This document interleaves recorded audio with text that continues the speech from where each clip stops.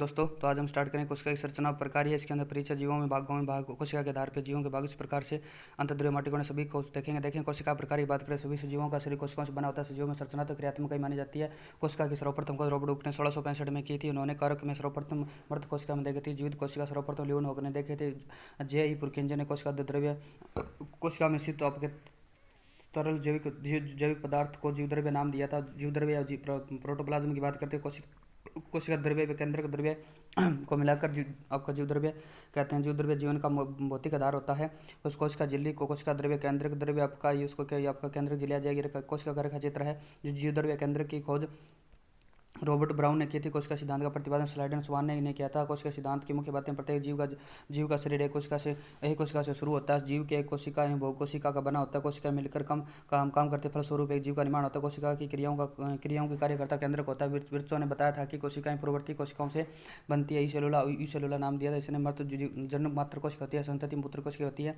कोशिकाओं के सूक्ष्मदर्शी या इलेक्ट्रॉन सूक्ष्म द्वारा देखा जा सकता है। विशेष सबसे छोटी कोशिका माइक्रोप्लाज्मा, सबसे बड़ी शुतुरमुर्ग अंडा, सबसे बड़ी लंबी कोशिका तंत्रिका न्यूरॉन तंत्र कहलाती है। आकार व आकृति के आधार पर कोशिका आकार व आकृति के विभिन्न होती है। बेलनाकार, अंडाकार, गोलाकार, लंबोकार होती है। मानव शरीर की सबसे छोटी कोशिका मस्तिष्क में होती है। मस्तिष्क कोशिका का जीवन काल सबसे लंबा आजीवन होता है। स्त्री के अंडाशय में उत्पन्न अंड मानव शरीर की सबसे बड़ी कोशिका होती है। सभी सूक्ष्मजीवों को दो भागों में बांटा जाता है। कोशिका जीव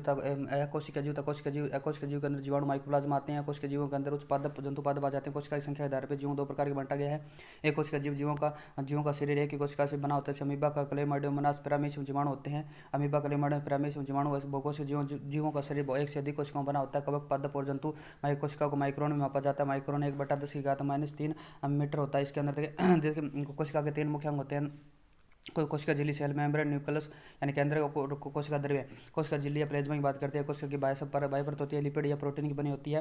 प्लेज्मा झिल्ली चयनात्मक वर्णात्मक पारगम्य होती है। इस कारण से पदार्थों का चयन इसी झिल्ली द्वारा होता है। कोशिका के बाहर अंदर एनओ का सांद्रता का अंतर बनाए रखती है। इस झिल्ली की सहायता से पास वाली कोशिकाओं में रासायनिक सूचनाएं व संवेदनाएं गणकीय की जाती है। गैसों का आदान प्रदान CO2 का विनिमय विसरण द्वारा होता है। विसरण जब पदार्थ की गति उच्च सांद्रता से निम्न सांद्रता की ओर होती है, इसे विसरण कहा जाता है। उसके बाद परासरण या ऑस्मोसिस बात करते हैं। जल के अणुओं का गति जब वर्णात्मक चयनात्मक पारगम्य द्वारा हो तो उसे परासरण कहते हैं। प्लाज्मा झिल्ली द्वारा जल की ऐसी गति जल में खुले पदार्थों की मात्रा के कारण होती है। जल के अणुओं की गति बात करें, उच्च सांद्रता उच्च जल की सांद्रता से निम्न जल की सांद्रता की ओर यानी कि जल की गति होती है। इस आधार पर कोशिका को तीन घटनाएं हो सकती है। सांद्रता के आधार पर विलयन का प्रकार देखें। यहाँ पर अल्पपराशरी दाबी विलयन देखें। अल्पपराशरी दाबी विलयन अन्य अणु और जल अणु है।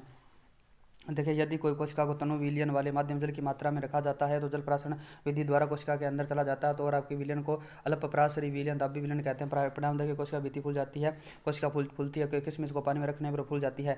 असंप्राशी विलयन देखिए, जब कोशिका के अंदर व बाहर का जल की सांद्रता बराबर हो तो असंप्राशी विलयन कहलाता है। इसमें जल की गति नहीं होती। उसकी अल्पपराशरी की बात करें, जल के कोशिका के बाहर वाला विलयन अंदर के घोल की अधिक सांद्रता है तो जल प्रासरण द्वारा कोशिका से बाहर आ जाता है। ऐसे विलयन को अति पराशरी दाबी विलयन कहते हैं। परिणाम कोशिका सिकुड़ जाएगी। फूली हुई किशमिश को जल नमक वाले विलयन में रखने पर सिकुड़ जाती है। जीवद्रव्य संकोचन की बात करें, यदि परासरण के कारण पादपों में जल हानि यदि परासरण के कारण पादपों में जल हानि होने और कोशिका झिल्ली में सहित अंतःन पदार्थ संकुचित हो जाता है और उसे आपका जीवद्रव्य संकोचन कहते हैं। कोशिका भित्ति सेल वाल की बात करते हैं। पादप कोशिका में कोशिका झिल्ली के बाहर पाई जाती है। यह सेलुलोज की बनी होती है। कार्य कोशिका को यानी कि दृढ़ता यांत्रिक शक्ति प्रदान करती है। कोशिका को आकार एवं सुरक्षा प्रदान करती है। कोशिका के फूलने पर आपका जीव द्रव्य के समय सुरक्षा करती है। आपके जीवाणु व कवकों में कोशिका भित्ति कार्बोहाइड्रेट बनी होती है। जीवाणु व कवकों में कोशिका भित्ति कार्बोहाइड्रेट की बनी होती है। केंद्रक न्यूक्लियस की बात करते हैं। खोज रॉबर्ट ब्राउन ने की थी। दोहरी झिल्ली युक्त होता है। केंद्रक द्रव्य में मेन धागे जैसी संरचना होती है जिसे क्रोमेटिन चालक कहते हैं। कोशिका विभाजन के समय क्रोमेटिन चालक छोटी या मोटी होकर गुणसूत्र का बनाती है। डीएनए व प्रोटीन से क्रोमेटिन चालक बनती है। डीएनए व प्रोटीन से क्रोमेटिन चालक बनती है।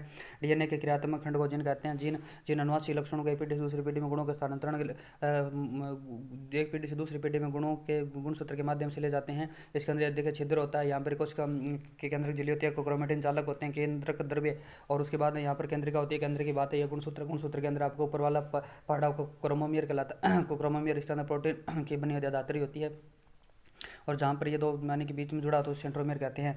लाल रुधिर कणिका आरबीसी व पादप की चाल नलिकाओं में केंद्रक नहीं होता है और केंद्र का कार्य देखें, यह कोशिका को नियंत्रित करते हैं, समस्त उपापचयी क्रियाओं को नियंत्रित करता है, कोशिका में विकास में परिपक्वन को निर्धारित करता है, मानसिक पदार्थों अनुनासिक लक्षणों को वंशागति के लिए उत्तरदायी करता है, क्योंकि इसमें क्रोमेटिन पदार्थ डीएनए होता है। डीएनए डीऑक्सी राइबोज न्यूक्लिक अम्ल होता है। प्रत्येक जीव में गुणसूत्रों की संख्या निश्चित होती है। मानव के अंदर 23 जोड़े होते हैं। चिंपांजी के अंदर 24 जोड़े होती है। मानव के 23 जोड़े यानी 46 गुणसूत्र होते हैं। चिंपांजी में 24 जोड़े यानी 48 गुणसूत्र होते हैं। बंदर के अंदर 21 जोड़े यानी 42 गुणसूत्र होते हैं। कोशिका संरचना के आधार पर दो प्रकार की होती है, प्रोकैरियोटिक कोशिका, यूकैरियोटिक कोशिका का आकार इसका 1 से 10 माइक्रोमीटर तक होता है। इसका आकार बड़ा होता है, 5 से 100 माइक्रोमीटर तक होता है। केंद्रक व केंद्रक झिल्ली का भाव देखें, केंद्रक व केंद्रक झिल्ली सुस्पष्ट होती है। झिल्ली युक्त कोशिकांग अनुपस्थित होता है। इसमें उपस्थित होता है क्रोमोसोम 1 होते हैं। क्रोमोसोम 1 से अधिक होते हैं। कोशिका विभाजन संलयन मुकुलन द्वारा होता है। कोशिका विभाजन संलयन मुकुलन द्वारा होता है। कोशिका का समसूत्री विभाजन होता है। नील हरी शैवाल माइकोप्लाज्म में पाया जाता है। अम्ल अमीबा व मानव कोशिका में पाया जाता है।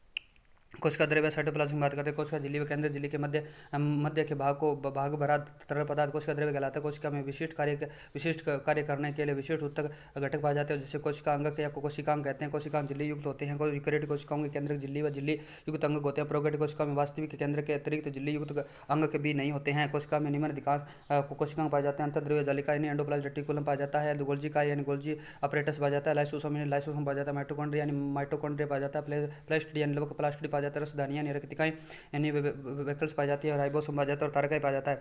माइक्रोट्यूबुल्स होते हैं। कोशिका द्रव्य में पाई जाने वाली छोटी छोटी नलिकाएं, ये सेंट्रियोल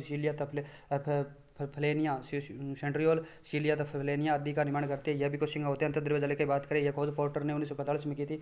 ईआर दो प्रकार के होते हैं। चिकनी अंतर्द्रव्य जालिका चिकनी होती है, अर्थात कोई भी राइबोसोम नहीं पाया जाता है। इसे लिपिड स्रावित करते हैं। खुरदरी अंतर्द्रव्य जालिका की बात करते हैं, इसकी सतह पर राइबोसोम पाए जाते हैं। ये प्रोटीन संश्लेषण के उत्तरदायी होते हैं। स्मूथ एंडोप्लाज्मिक रेटिकुलम केंद्रक और आपका ये रफ एंडोप्लाज्मिक रेटिकुलम और राइबोसोम पाए जाते हैं। कार्य बात करें, यांत्रिक दृढ़ता प्रदान करता है, पदार्थों का आदान प्रदान करता है। कोशिका द्रव्य के केंद्रक द्रव्य के मध्य पदार्थों का परिवहन करता है। मुख्य प्रोटीन का यानी यकृत की कोशिकाओं में स्मूथ एंडोप्लाज्मिक रेटिकुलम विष या दवा को निराविषी करने में सहायता करती है। एंडोप्लाज्मिक रेटिकुलम अनुपस्थित होती है तो विषाणु जीवाणु नील हरे शैवाल और आरबीसी के अंदर एंडोप्लाज्म अनुपस्थित होता है। विषाणु जीवाणु नील हरे शैवाल और आरबीसी के अंदर अनुपस्थित होता है। गोल्जी उपकरण की बात करते हैं, इसी खोज का गोल्जी ने की थी। गोल्जी उपकरण झिल्ली युक्त चपटी पुट्टिकाओं का एक तंत्र होता है जो एक दूसरे के साथ समांतर रहते हैं। इसे कुकुंडिका कहते हैं। कार्य इसका कार्य पदार्थों का संचरण रूपांतरण का उनको बंद करना होता है। लाइसोसोम कोशिका पट्टी या भित्ति के पेरोक्सिसोम का निर्माण करता है। सामान्य शक्कर से जटिल शक्कर बनाना होता है। शुक्राणु को कोशिका में एक्रोसोम का निर्माण गोल्जी काय से होता है। इसके बाद गोल्जी उपकरण का ये चित्र है, इसके अंदर आप देख सकते हैं। इसके बाद लाइसोसोम में पाचन थैलियाँ क्या होती है, यह एक झिल्ली युक्त कोशिका होती है जिसमें पाचक एंजाइम पाए जाते हैं। इसे यह आपका एंडोप्लाज्मिक, इसके अंदर रफ एंडोप्लाज्मिक रेटिकुलम इन एंजाइमों को बनाता है।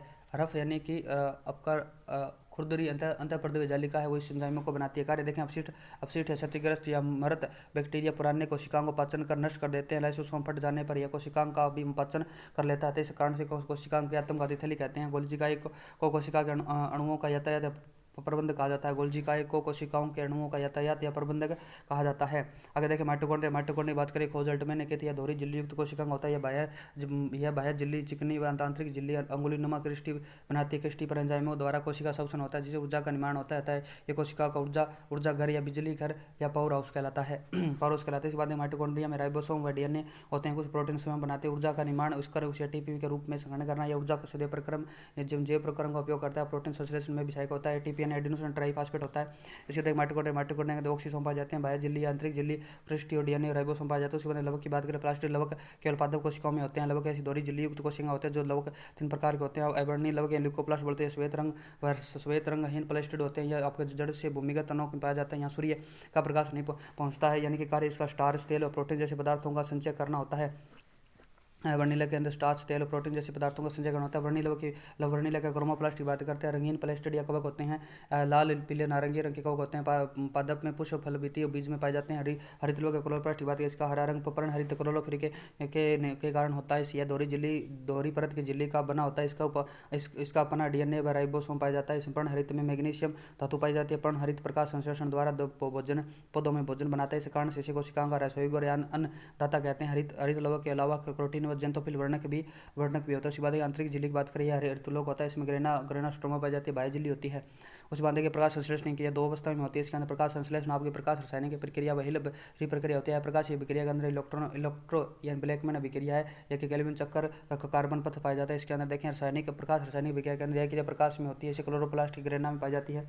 और जब क्या प्रकाश विक्रिया है या उसको ब्लैकमैन विक्रिया कहा जाता है, ये केल्विन चक्कर बोले जाते हैं, कार्बन पथ होता है, इसे प्रकाश आवश्यक नहीं अर्थात क्लोरोप्लास्ट के स्ट्रोमा में होती है। रसधानियाँ रिक्ति की बात करते हैं, खोज आपकी डुजार्डिन ने की थी। रसधानियाँ या रिक्तिकाओं की खोज आपकी डुजार्डिन ने की थी। यह झिल्ली प्रोटोनोप्लास्ट द्वारा घिरी रहती है। रिक्तियों में आपका द्रव्य में कोशिका रस और रस या सेल सेप कहते हैं। ये कोशिका को भित्ति कठोरता प्रदान करता है। कार्य पौधों के लिए आवश्यक पदार्थों अमीनो अम्ल शर्करा में कार्बनिक अम्ल प्रोटीन रसधानी में स्थित होते हैं। कोशिका जीव अमीबा में रसधानी में खाद्य पदार्थ होते हैं। ऐसी कोशिका एक कोशिका जीव रसधानी में अतिरिक्त जल अपशिष्ट पदार्थों को बाहर निकाल देते हैं। इसके बाद कोशिका के अंदर पदार्थों का परिवहन करता है। रिक्तिकाओं का प्रमुख कार्य भोज्य पदार्थों को संग्रहण करना होता है। जब जंतुओं में रिक्तिका बड़ी छोटी जंतु कोशिका में रिक्तिका छोटी व पादप कोशिका में रिक्तिका बड़ी होती है। राइबोसोम की बात करते हैं, खोज पेलेट ने की थी। आरएनए प्रोटीन के संश्लेषण कार्य करता है। यह कोशिका में क्लोरोप्लास्ट यह कोशिका में क्लोरोप्लास्ट केंद्रक व माइटोकॉन्ड्रिया अंतर्द्रव्य जालिका व कोशिका यानी कि जो द्रव्य में पाए जाते हैं। राइबोसोम कार्य बात करें, राइबोसोम का प्रमुख कार्य प्रोटीन का संश्लेषण करना, इस कारण से प्रोटीन का कारखाना फैक्ट्री कहते हैं। कतारका की बात करते हैं, यह खोज बोबरी ने की थी। तारकाई की खोज बोबरी ने की थी। यह केवल जंतु कोशिका में पाया जाता है। कार्य देखें, यह कोशिका विभाजन में सहायक और तारक का तंतु तारकाई तंतु का निर्माण करता है। पादपों में यह कार्य ध्रुवीय टोपी करती है। तो इसके अंदर तारकाई मुख्य जंतु कोशिका में पाया जाता है। यह कोशिका विभाजन में सहायक होता है, तारक तंतु का निर्माण करता है और पादप कोशिका में यह कार्य मुख्य रूप से जो आपकी ध्रुवीय टोपी करती है। इसके बाद में पादप कोशिका जंतु कोशिका की बात करते हैं। इनका अंतर देखें, इसमें सेलुलोज की बनी होती है। पादप कोशिका के अंदर कोशिका भित्ति व प्लाज्मा झिल्ली दोनों पाई जाती है। इसके अंदर केवल प्लाज्मा झिल्ली पाई जाती है, तो प्लाज्मा झिल्ली भी पाई जाती है। इसके अंदर आपके देखें तारक अनुपस्थित होता है और जंतु कोशिका में तारक उपस्थित होता है। पादप कोशिका में रिक्तियाँ बड़ी व पूर्ण विकसित होती है। इसके अंदर रसधानियाँ पादप कोशिका में बड़ी व पूर्ण विकसित होती है और जंतु कोशिका में रसधानियाँ अनुपस्थित व बहुत छोटी होती है। इसके अंदर पादप कोशिका में क्लोरोप्लास्ट उपस्थित होता है और जंतु कोशिका में क्लोरोप्लास्ट अनुपस्थित होता है। और इसके अंदर देखें, जो पादप कोशिका में गोल्जी उपकरण अपूर्ण विकसित होता है, जबकि इसमें गोल्जी पूर्ण विकसित होता है। पादप कोशिका में केंद्रक एक और परिधि की तरफ होता है, इसमें केंद्र में पाया जाता है। इस प्रकार से आपकी पादप कोशिका के अंदर ये बाहर वाली झिल्ली पाई जाती है। इसके अंदर ये राइबोसोम है, राइबोसोम में प्रोक्सीसोम कोशिका द्रव्य, हरितलवक उसके बाद मध्यवर्ती तंतु, एक्टिन तंतु, सूक्ष्म नलिका, जीवद्रव्य तंतु, चिकनी अंतर्द्रव्य जालिका है, आपका लेनकाय है, खुरदरी अंतर्द्रव्य जालिका है, केंद्रक है, केंद्रिका है, केंद्रक उपकरण है, यहाँ पर केंद्रक आवरण है। इसके बाहर वाली जो है ना, जो आवरण उसको केंद्रक आवरण कहते हैं, या केंद्रक आवरण है। कोशिका झिल्ली रसधानी, बीच के अंदर बहुत बड़ी रसधानी होती है। कोशिका भित्ति पाई जाती है, सूत्रकणिका पाई जाती है, सूत्रकणिका बोलते हैं माइटोकॉन्ड्रिया को, इसको सूत्रकणिका बोलते हैं हिंदी के अंदर। आगे देखें, आपका है गोल्जी उपकरण यानी जंतु कोश की बात करें, गोल्जी उपकरण पाया जाता है यहाँ पर। और आपके रस अंकुर पाए जाते हैं, जीवद्रव्य झिल्ली, तारकाई, प्रोक्सीसोम पाए जाते हैं, लेनकाई, राइबोसोम, सूत्रकणिका, कुंद्री, अर्धपत्र जालिका, कोशिका द्रव्य, केंद्रिका, केंद्रक आवरण, चिकनी अंतर्द्रव्य जालिका। इस प्रकार से जंतु कोशिका का उदाहरण है। इसके कोशिका विभाजन की बात करते हैं, किसी भी एक कोशिका से दो कोशिकाओं का बनना कोशिका विभाजन करता है। कोशिका विभाजन में सर्वप्रथम देखा था फ्लेमिंग ने देखा था 1882 ईस्वी में। कोशिका विभाजन तीन प्रकार से होता है, सूत्री विभाजन, समसूत्री विभाजन तथा अर्धसूत्री विभाजन। असूत्री विभाजन, समसूत्री विभाजन और अर्धसूत्री विभाजन, इसके अंदर तीन प्रकार का कोशिका विभाजन होता है। आगे देखें, आपको असूत्री विभाजन असूत्री कोशिका विभाजन देखें, कम विकसित में एक कोशिका जीवों में पाया जाता है। ऐसे कवक और शिवाला में असूत्री विभाजन पाया जाता है। पहले केंद्र विभाजित होता है, फिर कोशिका द्रव्य विभाजित होता है। समसूत्री कोशिका विभाजन खोज फ्लेमिंग ने की थी, इसे कायिक कोशिका विभाजन कहते हैं। ऐसा विभाजन जिसमें संतति कोशिकाओं में गुण सूत्रों की संख्या मात्र कोशिका के समान होती है, ऐसा विभाजन समसूत्री विभाजन कहलाता है। कोशिका विभाजन तीन चरणों में होता है, अंतरावस्था यानी इंटरफेज, समसूत्री विभाजन परावस्था यानी माइटोसिस के, पूर्वावस्था यानी प्रोफेज, मेटाफेज, एनाफेज और टेलोफेज में होता है। दूसरी परावस्था होती है आपकी, दूसरी सूत्री विभाजन पर प्रावस्था होती है, जिसकी यानी मुख्य रूप से चार उपावस्थाएं होती है, प्रोफेज, मेटाफेज, एनाफेज और टेलोफेज। तीसरी होती है कोशिका द्रव्य विभाजन, जो आपके विदलन या कोशिका पट्टिका के द्वारा इसके अंदर कोशिका विभाजन होता है। एक देखें महत्व देखें, नवीन कोशिका का निर्माण होता है, जीर्ण या क्षतिग्रस्त कोशिकाओं की मरम्मत होती है। अर्धसूत्री विभाजन की बात करें, खोज बीजमैन ने की थी, नामकरण फॉर्मर व बुर्रे ने दिया। ऐसी कोशिका विभाजन जिसमें बनने वाली पुत्री कोशिकाओं में गुणसूत्री विभाजन संख्या मात्र कोशिका की आदि रह जाती है, अर्धसूत्री विभाजन कहते हैं। इस विभाजन से युग्मक शुक्राणु अंडाणु बनते हैं। शुक्राणु अंडाणु पुंजित होकर युग्मंज जाइगोट का निर्माण करते हैं। ऐसी कोशिका 2 1 हो जाती है। इसकी महत्व देखें, इसमें लैंगिक जनन करने वाले प्राणियों में गुणसूत्रों की संख्या निश्चित व अपरिवर्तित बनी रहती है और इस विभाजन में 3 जीन विनिमय होने के कारण जातियों का अनुवांशिक परिवर्तन उत्पन्न होता है। इसके अर्धसूत्री विभाजन की कोशिकाओं की अन्य कोशिकाओं के विभाजन की बात करते हैं तो यहाँ पर आपकी प्रथम आती है न्यूनकारी विभाजन, जिसके अंदर पूर्वावस्था आती है।